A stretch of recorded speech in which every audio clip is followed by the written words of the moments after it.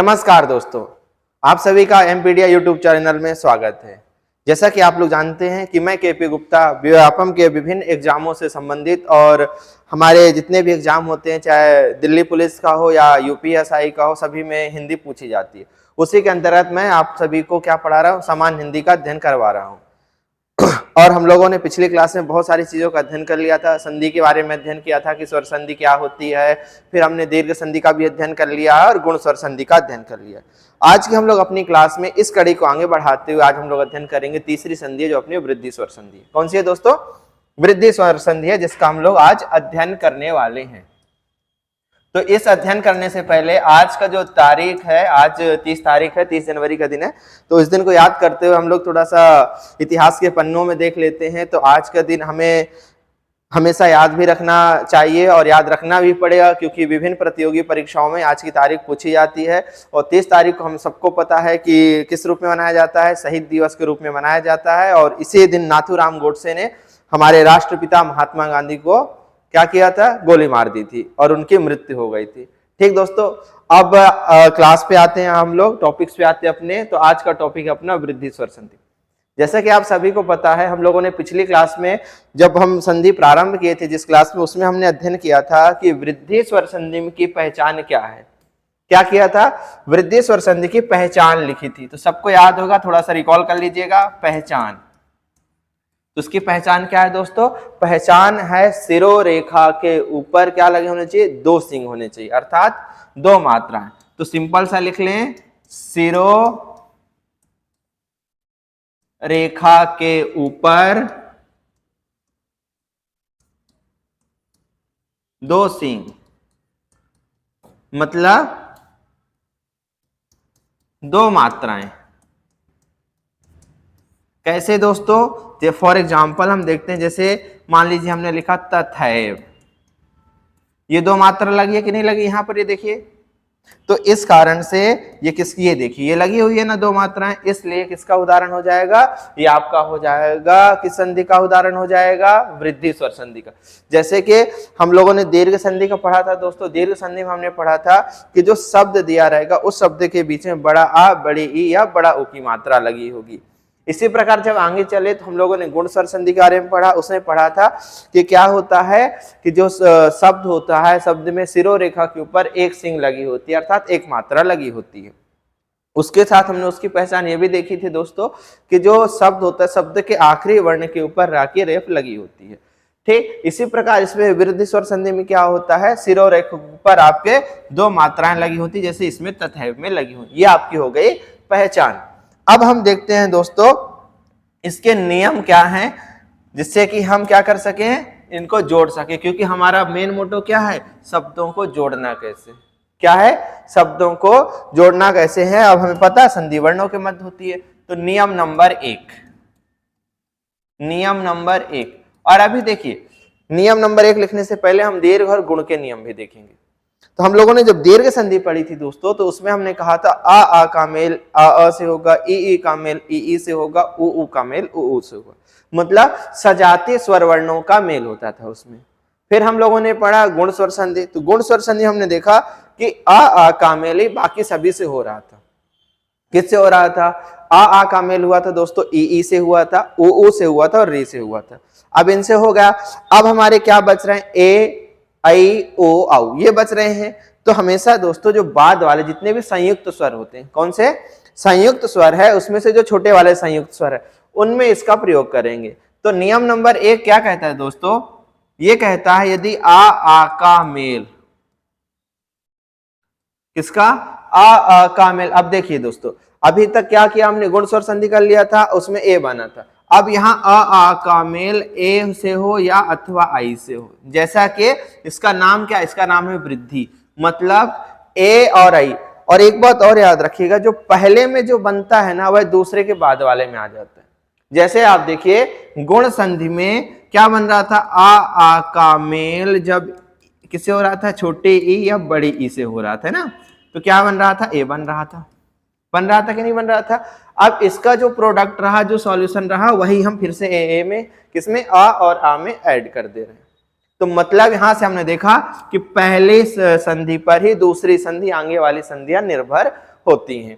तो जब यहां देखा तो आ का मेल ए आई से कराया, हमने किससे कराया, ए आई से कराया। तो अब यहां पर क्या बनेगा, तो यहां पर बनेगा दोस्तों, क्या बनेगा आपका, इक्वल टू आई।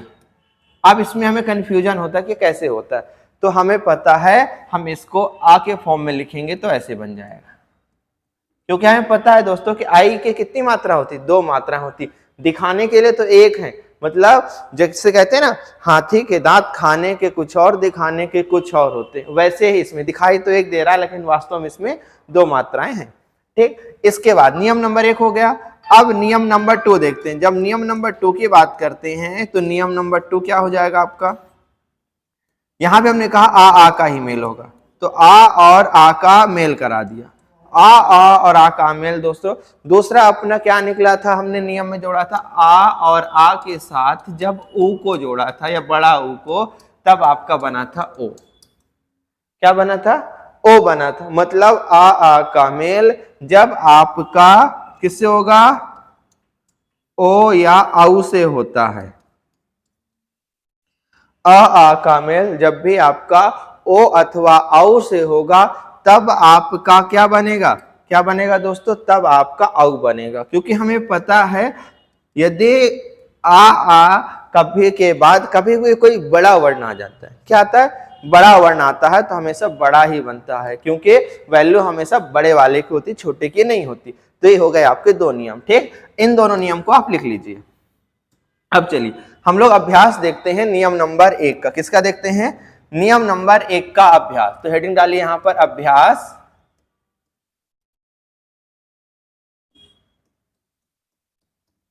नियम 1। नियम नंबर 1 का जब अभ्यास करेंगे दोस्तों, तो मान लीजिए हमने लिखा 1 + 1।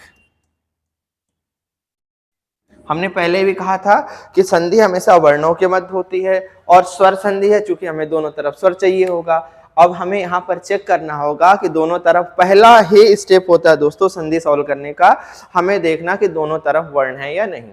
सबसे पहले हम दोनों तरफ वर्ण निकालेंगे, वर्ण निकालने के पश्चात ही हम आगे की प्रक्रिया को क्या करेंगे, बढ़ाएंगे।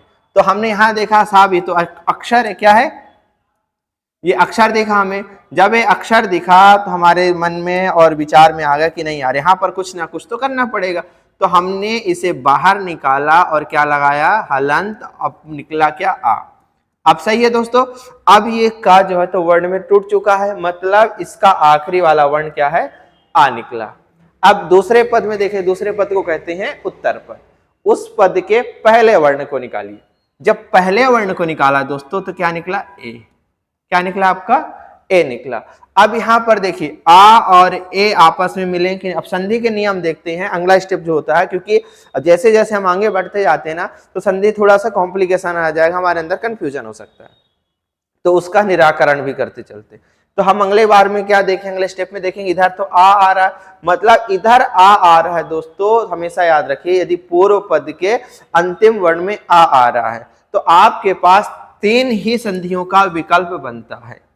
क्या बनता है, 3 संधियों का। जब हम स्वर में जाते हैं तो स्वर में कौन कौन सी बनता है दोस्तों, आप याद रखिएगा, डी, जी, ठीक है ना, डी हो गया दीर्घ, जी हो गया गुण, और हम लोग कौन सा, डीजीवी वृद्धि। ये 3 ही बनता है, डीजीवी अर्थात दीर्घ,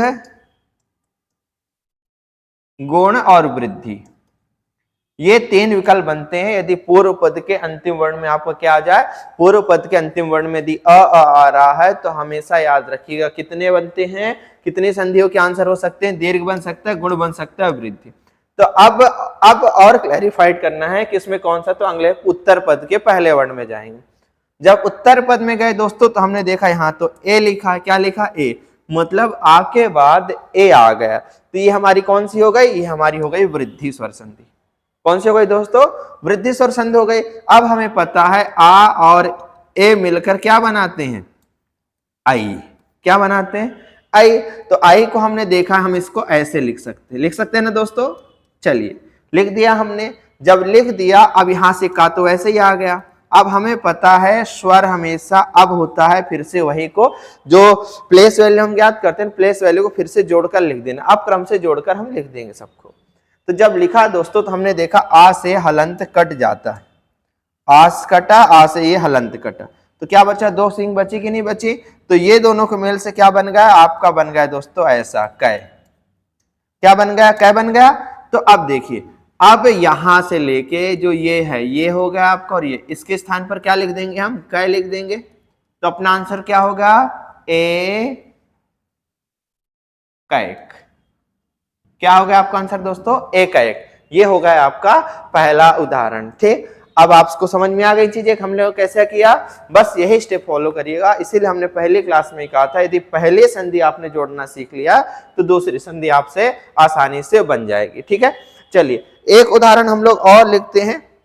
ये एडी वाला हो गया, अपन अब लिखते हैं कौन सा, ऐनक वाला लिखते हैं, जिससे हमारी चीजें और क्लियर होती जाएं, जिससे कि हमें कोई प्रॉब्लम्स नहीं होनी चाहिए कि हम जोड़ने में हम समस्या को प्राप्त करें। जैसे मान लीजिए हमने लिखा, क्या लिखा, विचार प्लस एक, या मान लीजिए हम लिखे मत प्लस एक, मत प्लस एक। अब दोस्तों उत्तर पद आप याद रखिएगा, हम लोगों ने पिछली क्लास में सभी उत्तर पदों का लिखा है कि ए से कौन कौन से होते हैं, आई से कौन कौन से होते हैं, ओ से कौन कौन से होते हैं, औ से कौन कौन से होते हैं। हमने सभी के बारे में पिछली क्लास में अध्ययन किया था, और उस चार्ट को आप 2 से 3 बार जरूर देखिएगा। ठीक, तो अब हम आते हैं इसमें जोड़ना है, तो इसके जोड़ने के लिए हमें कुछ नहीं करना है दोस्तों, हम ये जानते हैं कि हमें नियम पता है, नियम को हमें फॉलो करना है। अब नियमानुसार चलेंगे, तो पहला नियम क्या कहता है, सबसे पहले हम पूर्व पद और उत्तर पद के पूर्व पद का अंतिम वर्ण देखे, पूर्व पद का अंतिम में वर्ण लिखा है कि अक्षर लिखा है, तो हमने देखा तो यहाँ क्या है, ये तो अक्षर है, तो अक्षर है तो हम इसे वर्ण में कन्वर्ट करना पड़ेगा, वर्ण में कन्वर्ट करना है तो हलंत लगाना पड़ेगा, ता और आ निकल कर आया, फिर से वही हो गया। अब आगे इसमें से क्या निकला, आई निकला। अब जब हमने देखा दोस्तों तो यहाँ पर हमें लगा कि भाई साहब यहाँ पर तो कौन सी संधि है, यहाँ पर आपके कौन सी है, वृद्धि स्वर संधि है। तो इन दोनों का योग से जो प्रोडक्ट निकलता है वो क्या होता है, वो बनता है दोस्तों आई। ठीक, जिसे हम इस रूप में लिख सकते हैं, लिख सकते हैं कि नहीं लिख सकते हैं। तो आप जब जोड़ेंगे तब क्या बन जाएगा, आ इधर आएगा, ये ता तो वैसा ही है, आ से हलंत कट जाता है, क्या होता है, आ से हलंत कट जाता है और बन जाता है तय, बन गया।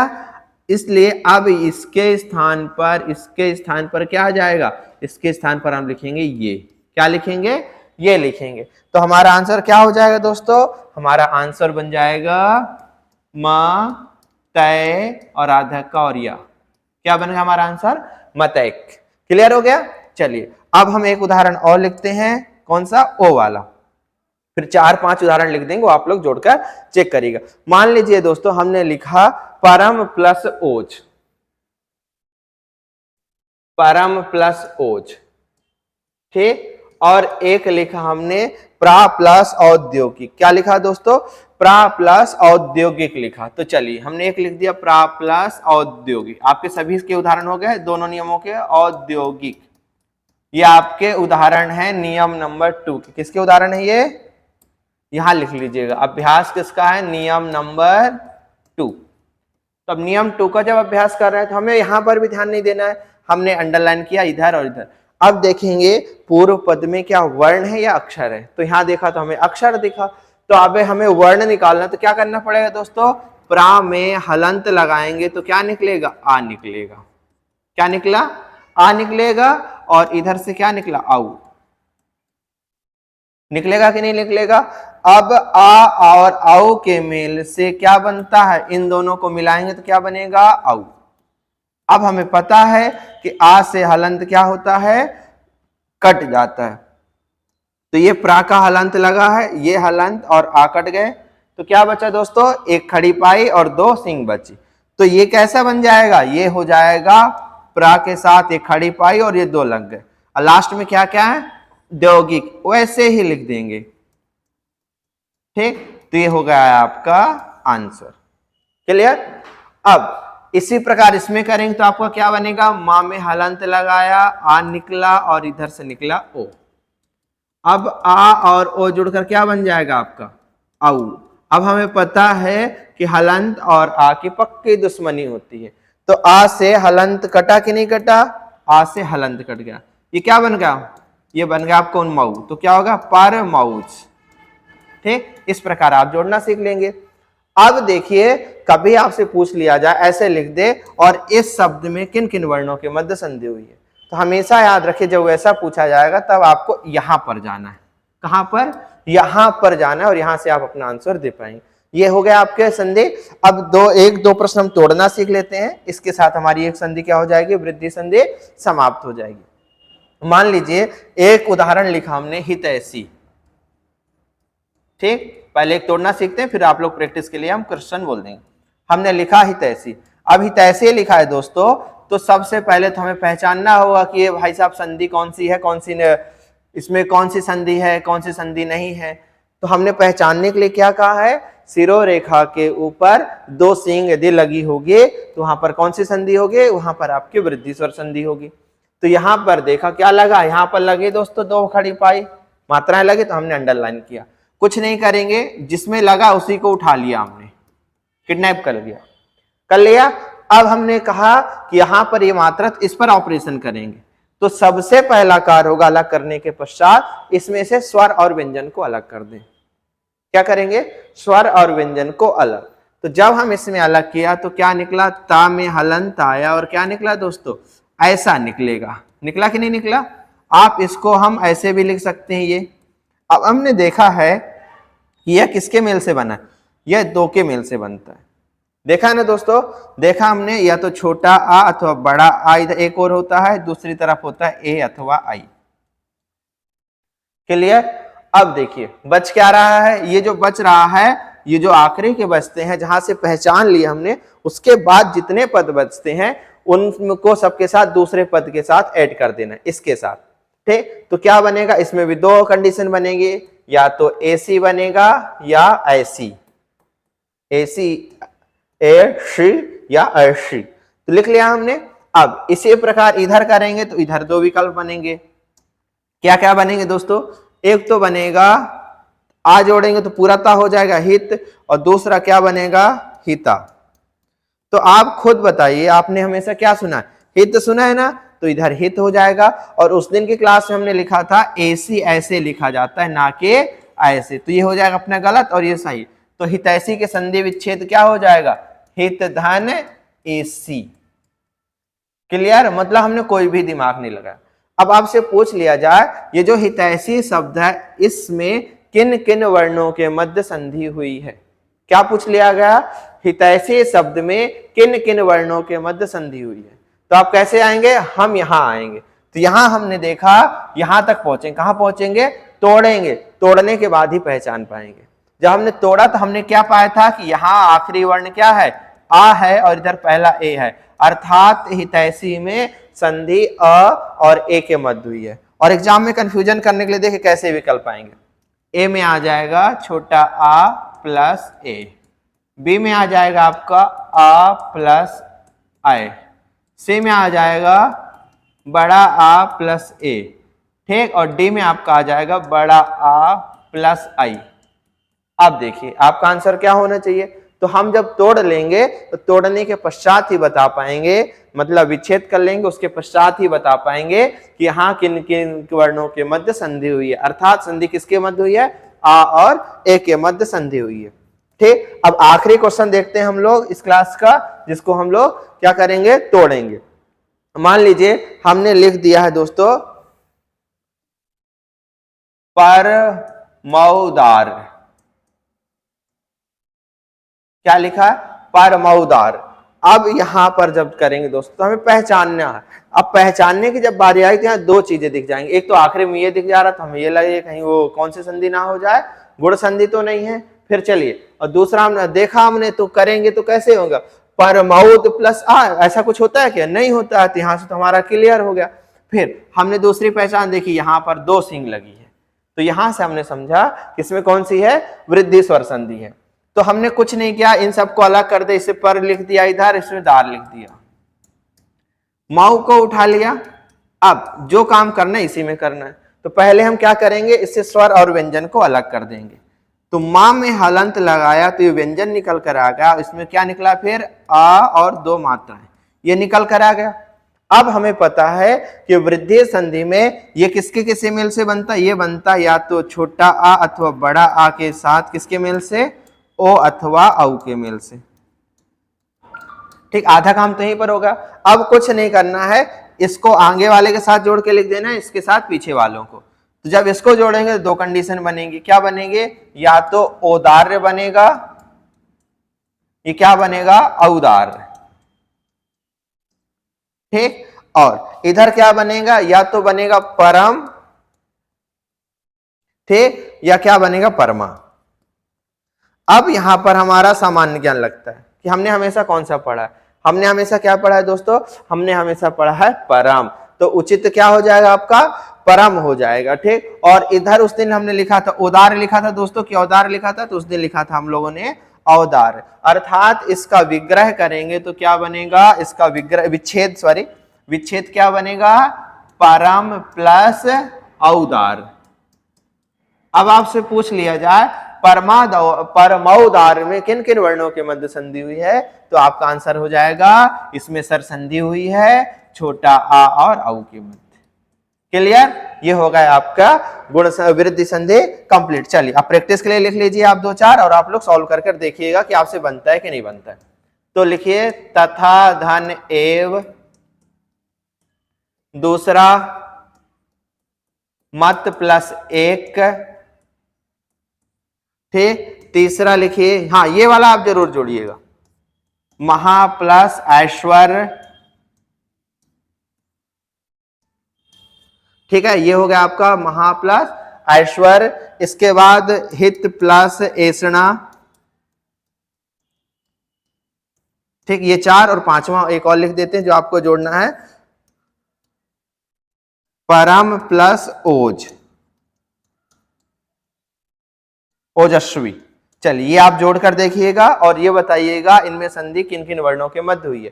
अब कुछ लिख दे रहे हैं, आप उनको तोड़िएगा और तोड़कर देखिएगा कि उनमें संधि किन किन वर्णों के मध्य हुई है और कौन कौन से वो उदाहरण है। जैसा आप तोड़िए, कौन सा,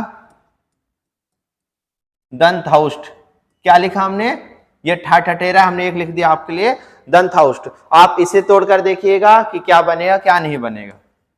ठीक है, इसके बाद एक लिखा हमने, दूसरा आप उदाहरण एक और लिख लीजिए रामेश्वर, क्या लिख लीजिए, रामेश्वर लिख लीजिए। आप इसको तोड़ के देखिएगा कि आपसे बन रहा है कि नहीं बन रहा। एक लिख लीजिए सदैव, क्या लिख लीजिए, सदैव, और सदैव को तोड़िएगा कि सदैव को तोड़ने पर क्या बनता है क्या नहीं बनता है। चौथा आपका हो जाएगा वनौषधि। ठीक, ये हो गए आपके 4। आप इनको तोड़िए, इनको क्या करेंगे, आप तोड़ेंगे और इनको आप करेंगे जोड़ेंगे, और जोड़ने के बाद ये जरूर बताएंगे कि ये जो आपने तोड़ा है तो इसमें किन किन वर्णों के मध्य संधि हुई है, इसमें किन किन वर्णों के मध्य संधि, इसमें किन किन वर्णों के मध्य संधि हुई है, और अगली क्लास में हम इनको आपको टैली करके बता दें। ठीक है दोस्तों, इस प्रकार से हमारी आज की जो क्लास है वो समाप्त होती है। तब तक दोस्तों हम लोग मिलेंगे अगली क्लास में, तब तक के लिए नमस्कार।